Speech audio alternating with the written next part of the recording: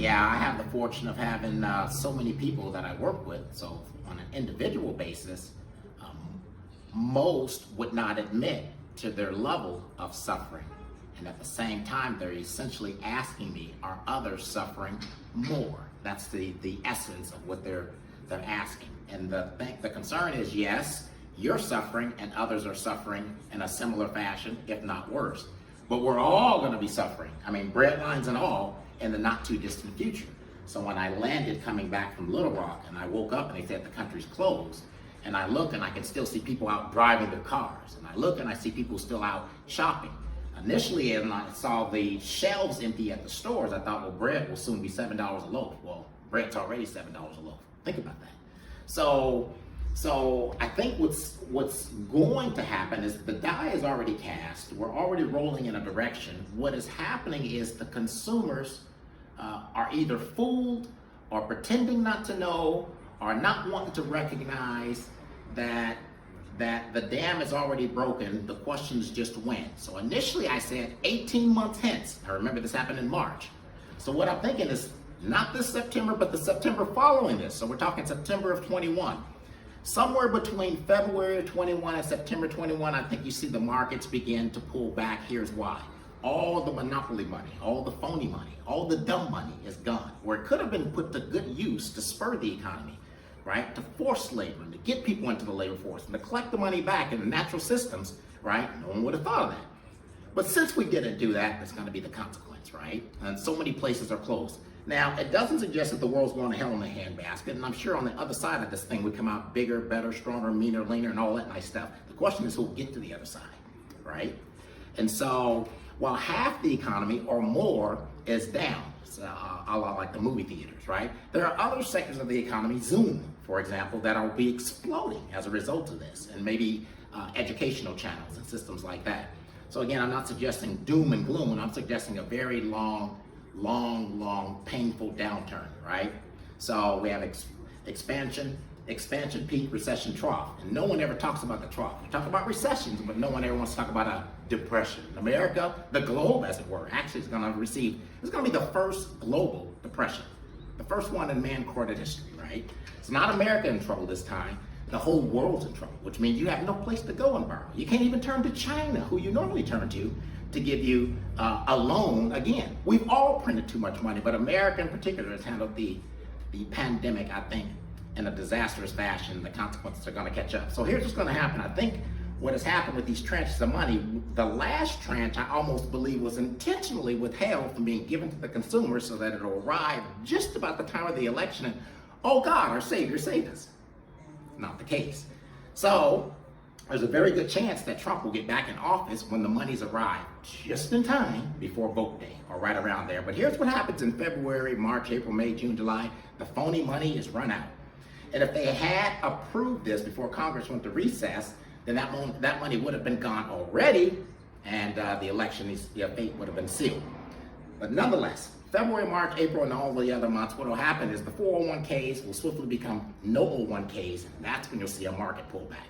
So many people are asking, why is the market still up if this pandemic is so bad? And it's like, it's fool's gold, right? The market is, what do you call, overpriced. There's more. See, the institutions control all the money. They're the ones who move the markets, not individuals. But individuals collectively and 401ks and so forth have a lot to do with the market. Maybe less than before, but that's a different discussion. But the individuals, when they begin to pull out the money, because when the money is gone, they've already reduced the weekly payout, I believe, California anyways, $1,000 down to $600 or something like that. So that's $400 per week, which is significant. That $400 a week, every 4 weeks, $1,600, that is some people's rent. That's the entire rent, right? For some people. And so those numbers will catch up after a while, and at some point people will go to their last place of savings, which to them is a 401k. That's why I said the 401ks will become no 01ks. When Fidelity, when B of A, when all the large institutions now have to go into those sources, pull out money to give to their used-to-be employees so that they can live, well, at some point there is no more money in that bucket either. But the market should come tumbling down only because real money will be coming out of the market. So then When the money comes out of the market and the people have actually used it, spent it to consume, and there's no more money coming from the government, now what do the people do? A depression will set in.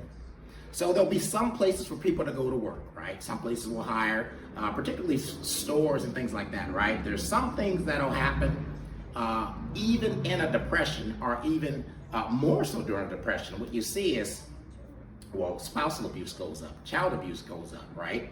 Drinking goes up. People want to anesthetize themselves. Drug use goes up, both legal and illegal sources, right? People will always eat. They're always going to eat, drink, and repopulate. Let's say it that way. So those industries will thrive. Things outside of those industries will probably not even survive. We've seen so many of the small businesses, the restaurants, all boarded up. I have clients that own restaurants that say, I'm operating at 10% of capacity or 20% of capacity. Everything is drive-through, takeout. Well, maybe a DoorDash can come through and survive and thrive in this kind of environment, right? Whereas they would not have even perhaps made a splash in the real world or the regular world as it used to be. But now those things will thrive. But the restaurant itself, how many of those will still survive? Notwithstanding, no one's going there to eat anymore. No one's gonna go sit in. There's only so many places where you have enough seating space you can have outdoor restaurants. So sure, you'll see some substantial collapse of the sheer number of restaurants that are out there, and the sheer number of small businesses that are out there, and the small business, the engine of America. So without that, how do you avoid how do you call it, recession? I call it depression. I guess it's a recession if you're going to work every day and you have a couple pennies. It's completely a depression if neither you or your spouse has a way to make a living. But in either event, it'll be a long downturn. I believe it'll be 7 years down. So I said 18 months after March, it starts. Doesn't look that way when you look out the window today. It looks like people are getting up, going out, driving, everything's just fine. But oh, it's coming. Because every day you gotta buy gas. Every day you gotta eat. Every day you gotta get up and dress. Every day you gotta pay a light bill, although you only pay it once a month or so now, right? Every day you gotta pay your rent or mortgage.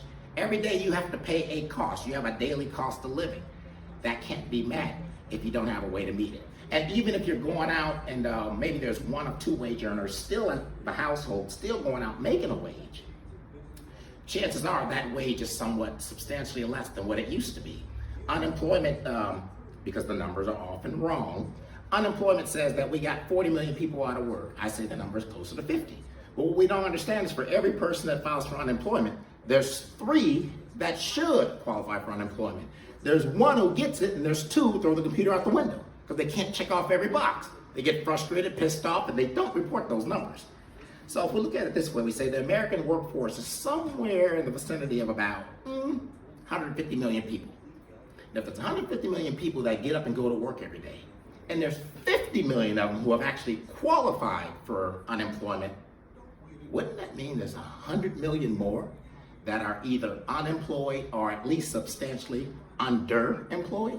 That means 150 million people, 100% of your workforce is either unemployed or underemployed. That's gross.